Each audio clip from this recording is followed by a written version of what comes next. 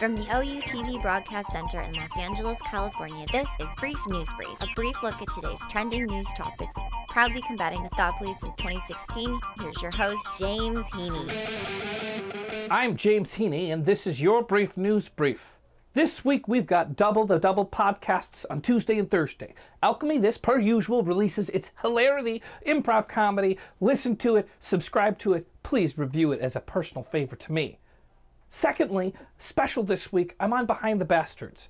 Behind the Bastards is a podcast that takes an iconic human being with a nefarious background and sheds some light on their shadowy pasts. This week they're talking about the Sackler family, who's behind the opioid crisis. On to today's news. Yesterday, a historic fire burned in Paris, France, creating massive destruction on the Notre Dame Cathedral, a building that some might argue represents civilization itself.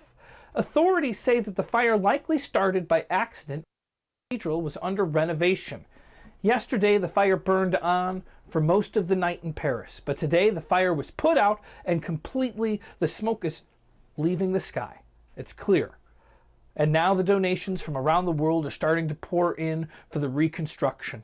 Locals and non-locals lined the river Seine, bearing witness at the bridges where police cut off access to the site. More than 500 firefighters had been mobilized Monday to help out. In a moving speech, the French Prime Minister, Emmanuel Macron, projected hope and promised to mobilize the greatest architects and designers in the world to recreate the historical building to a renewed greatness. Today, some have come forward to meet that call to action. Currently, pledges have passed 600 million euros, which is about $675 million. The French Prime Minister spoke today, and he vowed to rebuild the cathedral more beautiful than it was, and he projects that this will only take about 5 years. It's a massive Great Works project that will hopefully bring people together for a greater good. While it's a massive sacrifice for the people of France to lose their beloved building for 5 years, the hope remains that the cathedral will be returned to a greatness and not lost to history forever. Late last week, it developed that Trump had a new plan that he wanted to enact for the migrant crisis. He wants to take families looking for sanctuary on the border, put them on buses, and send them to sanctuary cities.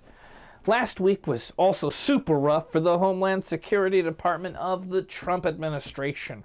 He forced the resignation of Kirstjen Nielsen, and at least 2 to 4 more high-ranking figures affiliated with Ms. Nielsen are expected to leave soon. This is going to hollow out the top people of the department. This is the Department of People managing border security, presidential safety, counterterrorism, national disasters, customs, and other matters as well. So yikes. While it seems like Trump's plan to bus asylum seekers to sanctuary cities was really more of a troll to rile up Democrats, but it's actually being treated as a real proposal on the table now. Some mayors are even extending open arms, saying that they're interested in trying to make this work, which is heartwarming to say the least.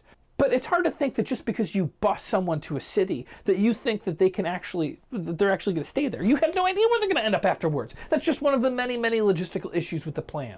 Now, House Democrats are seeking documents on Trump's plan to send immigrants to these sanctuary cities, slamming the proposals as bizarre and unlawful.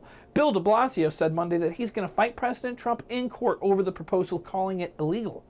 Trump argued Saturday that he has the legal right to send migrants to sanctuary cities. While administration had previously denied that this plan was even being floated, now they're embracing it. Closing the border didn't work. That threat didn't work. The wall is not getting built. Maybe this new threat will actually strike up a conversation to get the plan in place for immigration. Because this gridlock in the country has been going too long. And it might be the first real step forward in immigration reform. But probably not, right? Probably not. Today in Egypt, lawmakers approved sweeping changes to the country's constitution. They voted to extend President Abdel Fattah al-Sisi's rule and give him unprecedented powers. We have an authoritarian in the house. The parliament is dominated by Sisi's loyalists, and Sisi's regime has widely silenced any dissension. The regime has arrested opponents and blocked or partly blocked tens of thousands of websites and domain names to the opposition campaign. The constitutional amendments will now be put to a public referendum, which is scheduled to take place over 3 days and could begin as early as next week.